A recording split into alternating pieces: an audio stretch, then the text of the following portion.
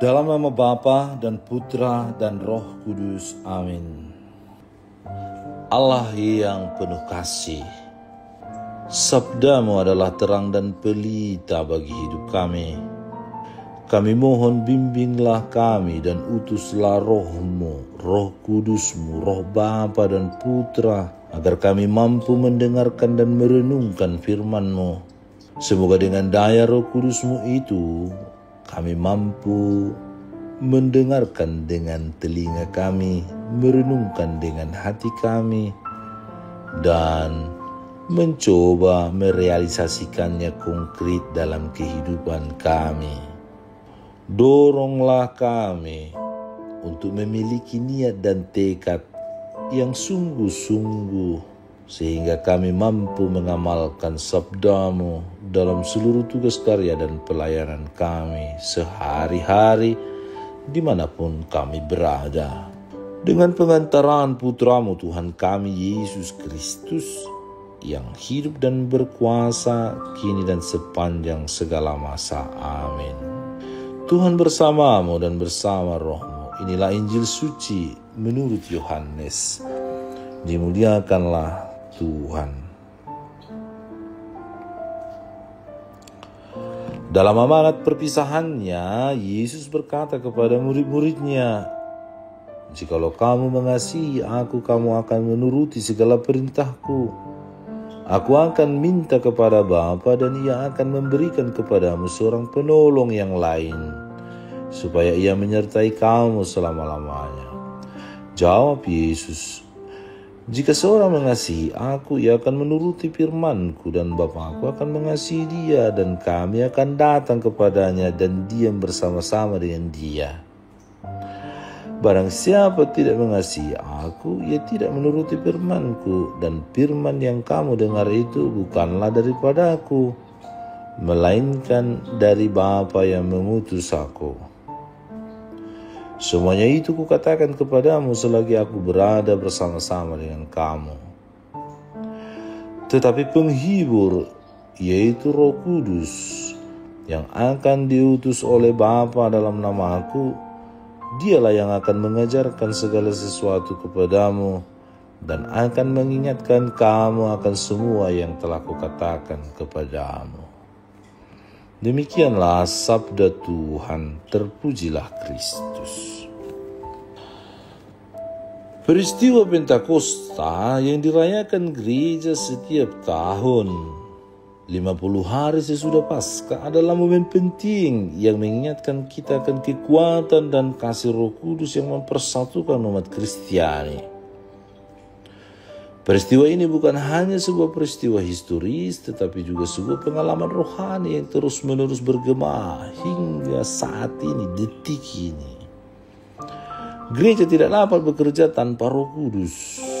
Dalam bacaan pertama, Kisah Para Rasul 2, 1-11, kita melihat bagaimana Roh Kudus turun atas para murid Yesus, membuat mereka berbicara dalam berbagai bahasa.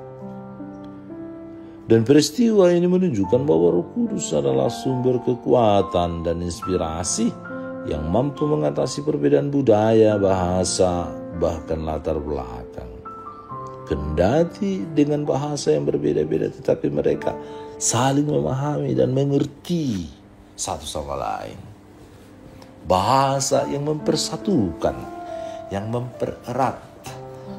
Namun penting untuk menekankan bahwa Pentakosta bukan hanya sebuah pengalaman pribadi, tetapi juga sebuah pengalaman komunal. Roh Kudus tidak turun atas para murid secara individual, personal, pribadi, tetapi secara komunal bersama-sama. Mereka berkumpul bersama dalam satu tempat dan Roh Kudus turun atas mereka sebagai satu komunitas. Hal ini mau menunjukkan bahwa Pentakosta adalah pengalaman yang hanya dapat dialami dalam hidup bersama sebagai komunitas. Spiritualitas perorangan mungkin penting, tetapi tidak cukup untuk mengalami kekuatan dan kasih Roh Kudus secara penuh. Kita membutuhkan komunitas, tempat kita dapat saling mendukung, saling ada, saling peduli, saling mencintai, dan saling berbagi, menguatkan dalam iman. Di dalam komunitas gereja nih, kita dapat merasakan kehadiran Roh Kudus yang mempersatukan kita dalam kasih dan persaudaraan. Kita dapat saling menyemangati dan saling mendorong untuk hidup sesuai dengan ajaran Kristus. Kita dapat saling membantu untuk mengatasi tantangan hidup dan untuk tumbuh dalam iman, harapan, dan kasih. Oleh karena itu, gereja sebagai komunitas adalah tempat yang ideal untuk mengalami Pentakosta. Dalam gereja kita dapat menemukan persatuan dalam keragaman, kekuatan dalam kelemahan, dan kasih dalam pengampunan. Seperti yang diungkapkan dalam bacaan kedua, surat Rasul Paulus kepada jemaat di Korintus, bab 12, 3-7, ayat 12-13, bahwa Roh Kudus bekerja dalam semua orang, memberikan karunia yang berbeda-beda, tetapi tetap bersatu dalam satu tubuh. Kita dapat melihat bagaimana Roh Kudus mempersatukan anggota-anggota gereja yang memiliki latar belakang dan karunia yang berbeda-beda menjadi satu tubuh yang utuh dan kuat. Gereja adalah tempat di mana Roh Kudus bekerja secara aktif, membimbing kita menuju keselamatan dan kehidupan, kebahagiaan kekal itu sendiri. Saudara-saudari terkasih, mari kita merenungkan kembali peran penting komunitas dalam kehidupan iman kita. Seperti yang diungkapkan dalam bacaan Injil yang tadi kita dengarkan, Yesus menjanjikan Roh Kudus sebagai penolong yang akan membantu para murid dalam menjalankan tugas perutusannya. Roh Kudus akan mengajarkan segala sesuatu kepada kita dan mengingatkan kita akan semua yang telah dikatakan oleh Yesus, yang menuntun, memimpin, mengarahkan, menguatkan, memberi pengetahuan untuk mengerti apa itu kebenaran yang ada dalam diri Yesus itu sendiri. Yesus adalah kebenaran itu. Dalam menjalankan tugas pewartaan Injil, komunitas Kristiani atau gereja dibimbing dan dikuatkan oleh Roh Allah itu sendiri, Roh Bapa dan Putra. Seperti yang ditegaskan Paus Yohanes Paulus II, Roh Kudus sungguh merupakan pelaku utama dari seluruh tugas perutusan gereja. Marilah kita terus membangun komunitas yang kuat dan penuh kasih, tempat di mana Roh Kudus dapat bekerja secara bebas dan membimbing kita menuju kesatuan dan persaudaraan. Mari kita merenungkan kembali kata-kata dari doa tahun Sinode KPKP Keuskupan Padang. Tuntunlah perjalanan hidup kami dengan kuasa Roh Kudus-Mu, agar kami tetap tabah, sabar, dan setia menghadapi kesulitan dan tantangan hidup. Bimbinglah kami supaya mampu berjalan bersama, saling meneguhkan dalam iman, harapan, dan kasih. Allah Bapa kami, Engkau telah menunjukkan betapa besar kasih-Mu kepada kami. Engkau selalu hadir lewat Roh-Mu, Roh Bapa dan Putra, yang memimpin, menuntun, menguduskan, mengarahkan, menguatkan, memberi daya, memberi kami untuk semakin mengetahui bahwa Yesus adalah Tuhan dan Penyelamat kami. Amin. Allah Bapa kami, penuntun kehidupan, Engkau telah menuntun Abraham menuju tanah terjanji. Engkau juga menuntun bangsa Israel menuju tanah Yerusalem melalui tangan Musa.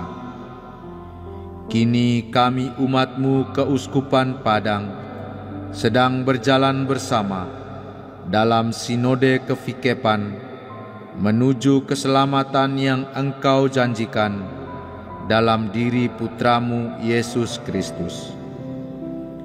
Tuntunlah peziarahan hidup kami dengan kuasa Roh Kudus-Mu, agar kami tetap tabah, sabar, dan setia menghadapi kesulitan dan tantangan hidup. Bimbinglah kami supaya mampu berjalan bersama, saling meneguhkan dalam iman, harapan, dan kasih.